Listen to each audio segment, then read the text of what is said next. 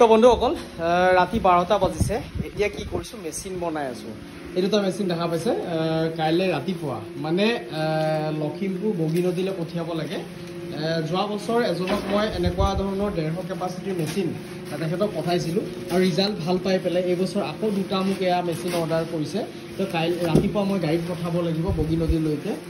দুদিন মানে আমাৰ লাগি গৈছে দুটা মানুহৰ এফালে আছে আমাৰ আলু দুইটাই আমাৰ পেকেজিঙৰ কাম বাকি আছে পেকেজিং কৰি থকা হৈছে গতিকে ইয়াত টেষ্টিং কৰি আছো এইখিনি মেচিন 150 কেপাচিটিৰ হয় এটা মেচিন